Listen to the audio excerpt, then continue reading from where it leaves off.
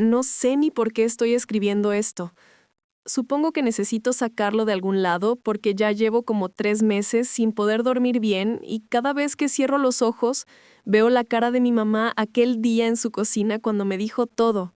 Bueno, no todo, todo, porque nunca me dice todo, pero sí lo suficiente como para que mi vida entera se sintiera como una mentira gigante. Y lo peor es que ahora no sé si estoy enojada con ella o conmigo misma por haber sido tan pendeja durante tanto tiempo. Voy a intentar contarlo desde el principio, pero no prometo que salga ordenado porque mi cabeza está hecha un desmadre. Tengo 32 años. Me llamo Andrea, pero todos me dicen Andy. Y toda mi vida crecí pensando que éramos pobres. No pobres pobres, pero sí de esos que tienen que estar contando cada pinche peso. Vivíamos en un departamento chiquito en Tlalpan, cerca del Mercado de la Joya, en un edificio medio culero de los años 70 que olía a humedad y donde el elevador nunca servía. Tercer piso. Yo compartía cuarto con mi hermana Daniela hasta que ella se fue de la casa a los 22. Mi mamá dormía en la sala en un sofá cama que desplegaba todas las noches y guardaba todas las mañanas antes de irse a trabajar. Mi mamá se llama Patricia y trabajó toda la vida como secretaria en un despacho contable en el centro histórico, por la calle de Donceles. Salía de la casa a las 6 de la mañana para alcanzar el metro en Tasqueña y no regresaba hasta las 8 de la noche, a veces más tarde. Los fines de semana vendía Tupperware y Avon para sacarse un extra. Yo la veía llegar cansadísima, quitarse los zapatos que le lastimaban los pies, calentar algo rápido en el microondas, un maruchan o unas quesadillas si había tortillas, y quedarse dormida viendo la tele. Nunca salíamos de vacaciones, nunca tuvimos coche, comprábamos la ropa en el Tianguis de San Felipe o en Electra cuando había promociones. Mi papá nos abandonó cuando yo tenía como 5 años. Eso es lo que siempre me dijo mi mamá, que se fue con otra vieja y que nunca nos buscó, nunca mandó dinero, nada. Ni siquiera sé cómo se llamaba realmente porque mi mamá se negaba a hablar de él. Decía que era un borracho inútil y que lo mejor que hizo fue largarse. Daniela tampoco se acuerda mucho de él, porque ella tenía 7. A veces yo fantaseaba con que un día iba a aparecer, arrepentido, con dinero, pidiendo perdón, pero obviamente eso nunca pasó. Crecí con esa historia, con esa narrativa de que mi mamá era una heroína que nos sacó adelante sola, contra todo. Y sí, era cierto en muchas formas. Trabajaba como bestia, se desvivía por nosotras. Pero siempre había cosas raras, cosas que no cuadraban del todo y que yo ignoraba porque, bueno, uno no cuestiona a su mamá cuando está chico, ¿verdad? Por ejemplo, mi mamá tenía una caja fuerte, chiquita, de esas que compras en Home Depot, pero la tenía escondida hasta atrás de su closet, debajo de un montón de cobijas. Yo la vi una vez cuando tenía como 12 años. Estaba buscando no sé qué cosa y la encontré. Le pregunté qué guardaba ahí y se puso súper nerviosa. Me dijo que eran papeles importantes del trabajo y que nunca la tocara. Me dio tanto miedo su reacción que ni volví a preguntar. Otra cosa rara. Cada 2 o 3 meses mi mamá desaparecía todo un sábado. Decía que iba a ver a una tía en Cuernavaca, pero nunca nos llevaba. Daniela y yo nos creábamos con la vecina, la señora Lupita, que nos daba de comer frijoles con arroz y nos dejaba ver caricaturas. Mi mamá regresaba en la noche, siempre medio tensa, medio callada, y se encerraba en el baño un rato largo. Nunca le cuestionamos nada porque pues era su único día libre, y nosotras pensábamos que merecía hacer lo que quisiera. Y había una última cosa que siempre me pareció extraña, pero que nunca le di importancia hasta ahora. Mi mamá pagaba todo en efectivo. Todo. Nunca tuvo tarjetas de crédito, nunca usaba débito para nada más que sacar dinero del cajero una vez a la semana. Y siempre traía fajos de billetes en la bolsa. No millones, pero sí como 2 o 3 mil pesos siempre. Para alguien que supuestamente vivíamos al día, eso era raro, pero yo pensaba que era su forma de administrarse o algo así. El desmadre empezó hace como 6 meses. Yo trabajo en marketing digital, tengo mi propio departamento en la Narvarte, no gano mal, pero tampoco nado en dinero. Daniela vive en Querétaro con su esposo, tiene 2 niños y casi no nos vemos. En marzo mi mamá se cayó en su trabajo. Nada grave, se tropezó con una caja y se torció el tobillo, pero le hicieron estudios en el seguro y resulta que tiene osteoporosis bien cabrona. El doctor le dijo que tenía que cuidarse, que otro golpe así y se podía quebrar la cadera o algo peor. Ahí fue cuando empecé a preocuparme de verdad. Mi mamá ya tiene 64 años, sigue trabajando porque dice que todavía no le toca el retiro, pero yo sé que es porque no tiene ahorros, o eso creía yo. Le propuse que se fuera a vivir conmigo, que yo tenía un cuarto extra que usaba de bodega, que podíamos acomodarlo para ella. Se negó rotundamente. Dijo que ella estaba bien en su depa, que ya estaba grande para cambios. Discutimos feo. Le dije que estaba siendo terca, que yo solo quería cuidarla. Ella me gritó que dejara de tratarla como inválida. No nos hablamos como 2 semanas después de eso. Yo estaba encabronada porque sentía que le estaba ofreciendo ayuda genuina y ella la rechazaba por puro orgullo. Pero luego me habló Daniela, preocupada, diciendo que nuestra mamá le había confesado que se sentía muy cansada, que el trabajo ya le pesaba mucho. Le pedí a Dani que me ayudara a convencerla de al menos aceptar apoyo económico de las dos para que pudiera trabajar menos horas o algo así. En mayo fui a verla, sin avisar. Era sábado, como las 10 de la mañana. Toqué el timbre un rato largo porque no abría. Ya me estaba asustando cuando por fin abrió, en pijama, con cara de haber llorado. Me dejó entrar sin decir nada. El depa estaba hecho un caos. Ropa por todos lados, platos sucios, un olor raro como encierro. Esto no era normal. Mi mamá siempre fue súper limpia, obsesiva con el orden. Le pregunté qué pasaba. Se sentó en el sofá y se puso a llorar. Yo no sabía qué hacer, me senté junto a ella y la abracé. Lloró como 10 minutos sin decir nada. Yo estaba asustadísima. Pensé que le habían diagnosticado algo terrible, cáncer o algo así. Finalmente dejó de llorar y me dijo, tengo que contarte algo que debí de haberte dicho hace mucho tiempo. Se paró, fue a su cuarto, sacó la pinche caja fuerte de abajo del closet y la puso en la tabla de la sala. La abrió. Adentro había un chingo de documentos viejos, sobres amarillentos, fotografías que nunca había visto. Sacó una carpeta café y me la pasó. Lee esto, me dijo. Adentro había escrituras. Escrituras de una propiedad. Un terreno en Coyoacán, por el rumbo de los Reyes, casi 8,000 metros cuadrados. A nombre de mi mamá. Fecha de compra, 1993. Hace 32 años. Me quedé viendo el papel sin entender. Le pregunté qué era eso. Me dijo, con una voz que nunca le había escuchado, como rota. Es la herencia de tu abuela. Bueno, era de tu abuela, después de tu papá, y ahora es mío. Y algún día será tuyo y de tu hermana. No entendía nada. Mi abuela paterna, la mamá de mi papá, murió cuando yo tenía como 3 años. No la conocí. Mi mamá nunca hablaba de ella. Y mi papá supuestamente nos había abandonado sin dejar nada. ¿De qué herencia hablaba? Me explicó, entre pausas largas y más llanto, que mi papá no nos abandonó, que él murió, en 1993. Un accidente de trabajo, una construcción, algo con un andamio que se cayó. Tenía 28 años, yo tendría 5. Me quedé paralizada. Mi mamá me había mentido toda mi vida sobre algo así, sobre mi papá. Le pregunté, creo que gritando, ¿por qué vergas me había dicho que nos abandonó? ¿Por qué nos hizo odiarlo durante 30 años? Ella se defendió diciendo que lo hizo para protegernos, que cuando mi papá murió, su familia, los papás de él y sus hermanos, intentaron quitarle todo, que como ellos tenían dinero y abogados y mi mamá era una secretaria sin estudios, pensaron que podían quedarse con la herencia que legalmente nos correspondía. Que hubo un juicio, que duró años, que fue horrible, que finalmente mi mamá ganó, pero que la familia de mi papá la amenazó.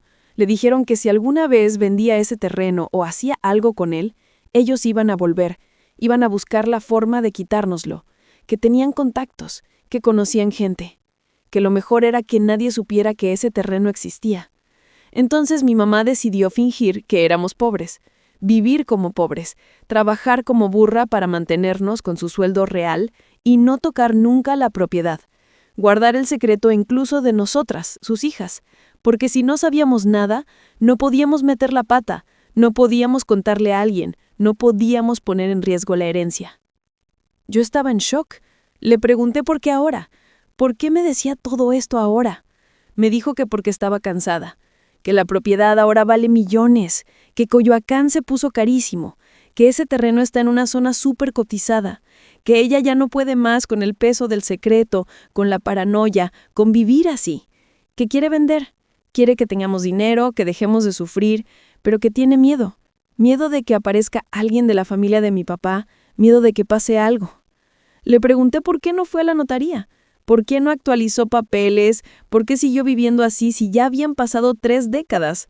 Me dijo que fue unas veces, que por eso desaparecía esos sábados, que iba a la notaría 198 en Coyoacán, donde están los papeles originales, que revisaba que todo siguiera su nombre, que pagaba prediales atrasados en efectivo, pero que nunca se atrevió a más, que el miedo la paralizó.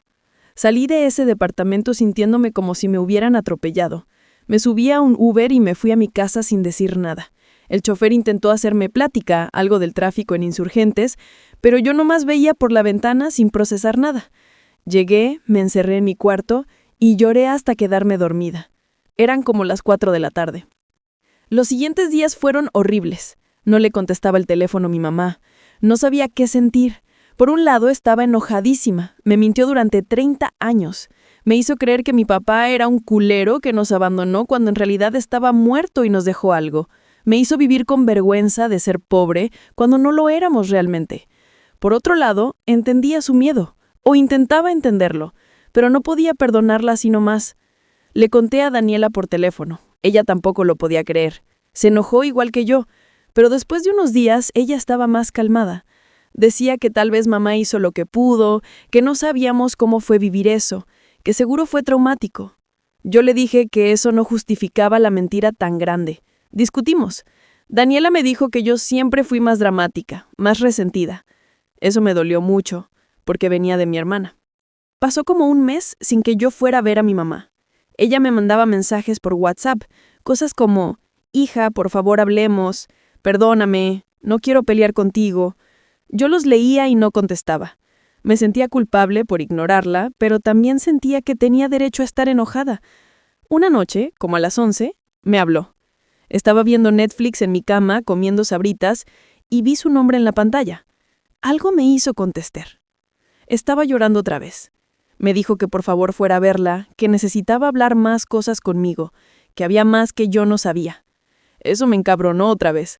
Le dije: ¿qué más, mamá? ¿Qué más me mentiste? Ella solo repetía que por favor fuera. Fui al día siguiente. Era domingo, junio ya, hacía un calor espantoso. Llegué como a las 11 de la mañana, sudando, de malas. Toqué y abrió rápido, como si hubiera estado esperándome junto a la puerta. Se veía terrible, más flaca, más vieja. Me ofreció café. Le dije que sí, aunque no me provocaba. Me sirvió café de olla en una taza despotillada, de esas que teníamos desde que yo era niña. Nos sentamos en la cocina. Había un folder nuevo, azul. Lo abrió y sacó una foto vieja, de esas con los colores medio corridos. Era mi papá, joven, como de 25 años, con bigote, playera de los Pumas, sonriendo. Era guapísimo. Nunca lo había visto. Empecé a llorar ahí mismo, sin poder controlarme. Mi mamá también lloraba. Me contó cosas de él que nunca supe. Que se llamaba Fernando, que le decían Fer, que trabajaba en la construcción pero quería estudiar arquitectura, que era muy chistoso, que me cargaba en sus hombros y me llevaba a comer helado en el parque de Coyoacán los domingos, que cuando nació Daniela, él lloró de felicidad, que me cantaba una canción de Juan Gabriel para dormirme. Me contó cómo murió. Fue en una obra en Santa Fe, antes de que Santa Fe fuera lo que es ahora. Un andamio mal puesto. Cayó de un 4º piso. Murió instantáneo, eso le dijeron. Mi mamá tenía 26 años, 2 hijas chiquitas, y de pronto se quedó viuda. Lo peor vino después. La mamá de mi papá, mi abuela, era dueña de varios terrenos en el sur de la ciudad.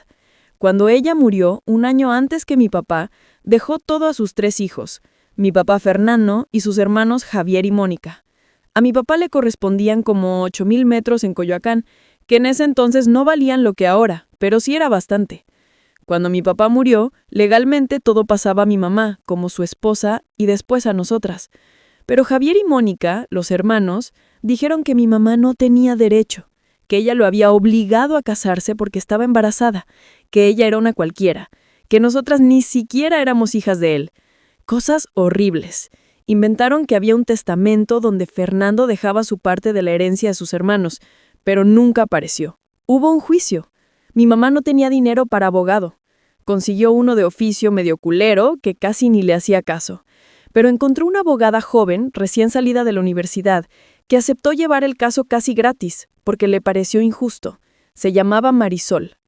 Gracias a ella ganaron, pero el juicio duró años. 4 años de amenazas, de llamadas a medianoche, de seguimientos, de miedo. Cuando finalmente la propiedad quedó legalmente a nombre de mi mamá, Javier la buscó afuera del juzgado y le dijo que si vendía o hacía cualquier movimiento con ese terreno, él la iba a matar. Literal, eso le dijo. Y Mónica le escupió en la cara. Mi mamá nunca supo volver a saber de ellos, pero el trauma quedó. Por eso decidió nunca tocar la propiedad, pagar los prediales en efectivo, revisar cada año que todo siguiera en orden, pero jamás vender. Y por eso nos dijo que mi papá nos abandonó, para que si algún día alguien preguntara, nosotras dijéramos eso, y nunca mencionáramos herencias ni propiedades, para protegernos de algo que ella sentía como una amenaza real. Yo escuchaba todo esto y no sabía qué pensar. Por un lado entendía el miedo de mi mamá, pero por el otro me parecía tan extremo. 30 años. 30 años viviendo como pobres teniendo millones en una propiedad. 30 años mintiendo sobre mi papá. ¿De verdad era necesario? Le pregunté eso. Le dije, mamá, ¿de verdad pensaste que después de 30 años esa gente iba a seguir amenazándote?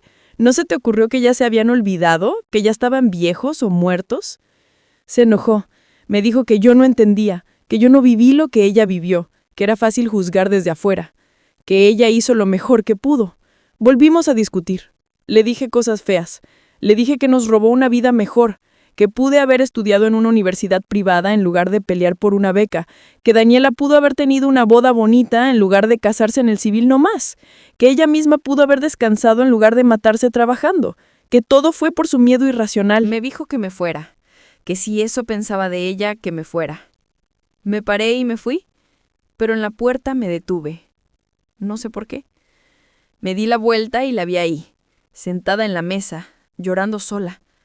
Se veía tan chiquita, tan rota, y por primera vez en mi vida la vi como lo que era, una mujer que hizo lo que pudo con las herramientas que tenía y que vivió con miedo durante 30 años. Regresé. Me senté otra vez. Le pedí perdón por lo que dije. Ella también me pidió perdón. Lloramos juntas.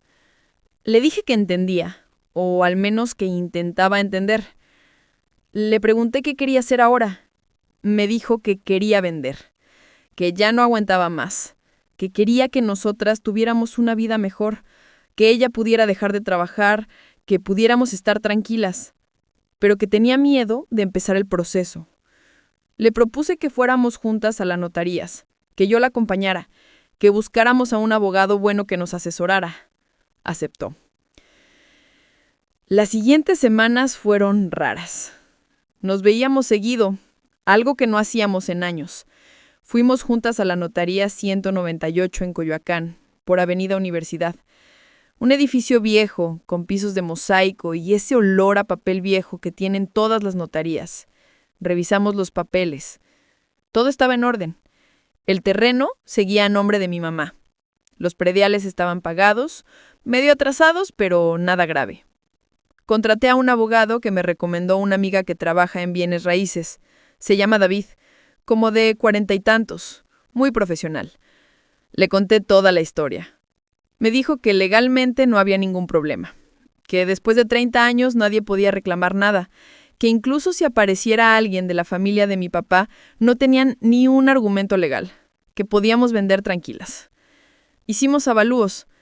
El terreno, por su ubicación, su tamaño y porque Coyoacán está carísimo, vale como 35 millones de pesos. ¡35 millones!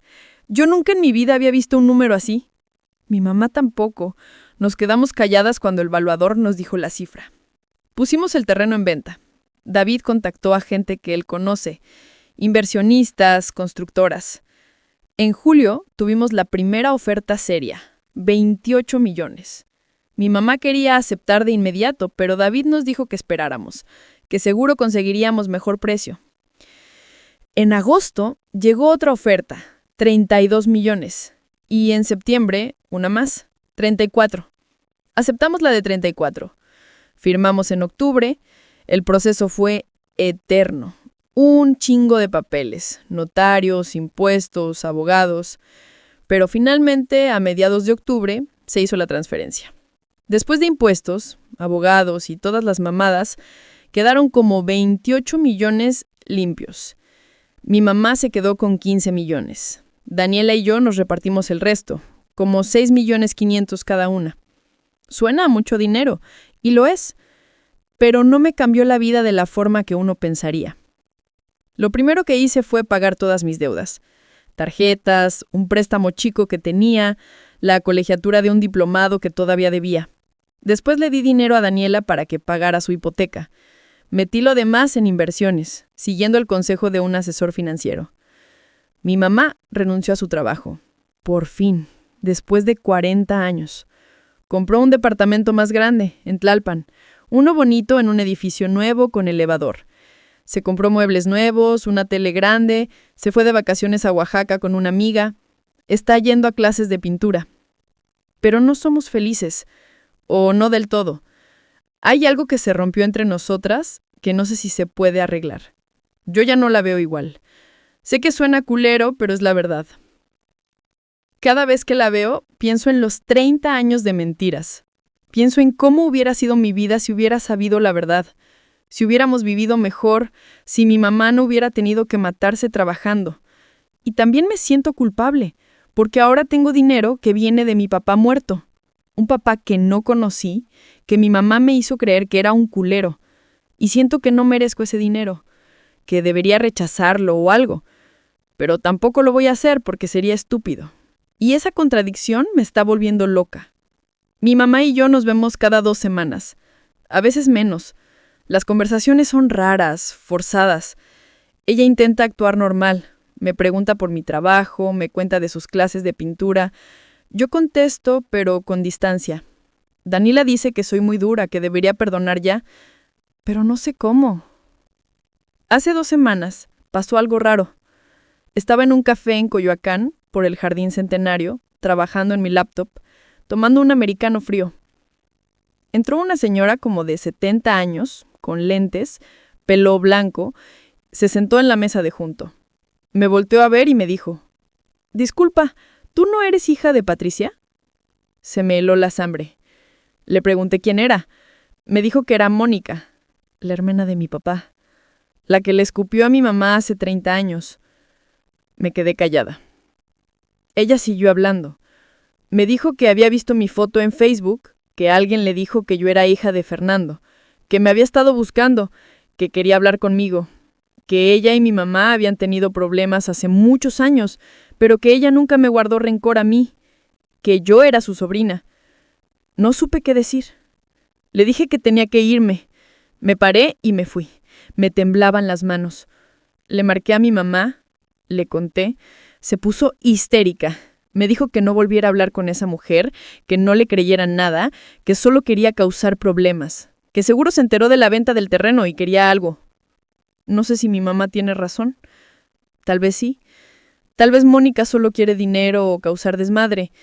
O tal vez es una señora vieja que quiere conocer a su sobrina. No lo sé.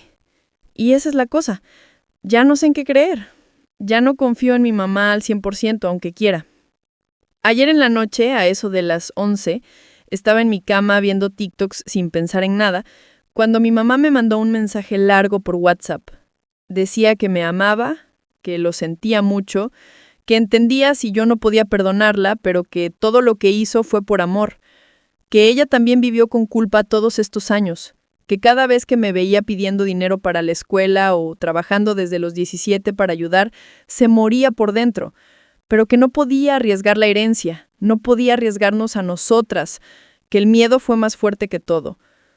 Le contesté, ya sé, mamá, también te quiero. Vamos a estar bien. Pero no sé si es verdad. No sé si vamos a estar bien. Creo que hay cosas que cambian para siempre, que hay mentiras tan grandes que no se pueden deshacer. Tengo 32 años y acabo de heredar millones de pesos de un papá que no conocí por una mamá que me mintió toda la vida. Compré un coche, un Mazda 3, nada muy extravagante. Renté un departamento más grande en La Condesa. Viajé a Cancún con unas amigas en noviembre. Pero nada de eso me hace sentir mejor. A veces pienso en buscar a Mónica, en preguntarle por mi papá, en conocer esa parte de mi historia que mi mamá me ocultó. Pero después me entra el miedo. Miedo de descubrir más mentiras, miedo de que mi mamá tenga razón y que Mónica solo quiera joder, miedo de alejarme más de mi mamá si lo hago. Otras veces pienso en vender todo, en irme lejos, empezar de cero en otro lado donde nadie sepa mi historia. Pero eso también es huir, ¿no? Y ya estoy cansada de que mi familia haya vivido huyendo de algo durante 30 años. Lo único que sé es que mi vida nunca va a ser la misma. Que ahora cargo con el peso de este secreto también, de esta historia rara y oscura que es mía, aunque no la elegí, y que tengo que encontrar la forma de vivir con ella, de hacer las paces con lo que fue y con lo que es ahora. Mi mamá mintió durante 30 años para proteger una riqueza, y en el proceso nos protegió, sí, pero también nos robó algo. Nos robó la verdad, y eso es algo que no sé si algún día voy a poder perdonar del todo. Pero voy a intentarlo, porque es mi mamá. Y porque al final, después de todo, sigue siendo lo único que tengo de familia. Eso y millones de pesos que no quitan el dolor, pero que al menos pagan las terapias a las que ahora voy cada semana. La vida es rara, y la mía acaba de volverse mucho más rara. Eso es todo.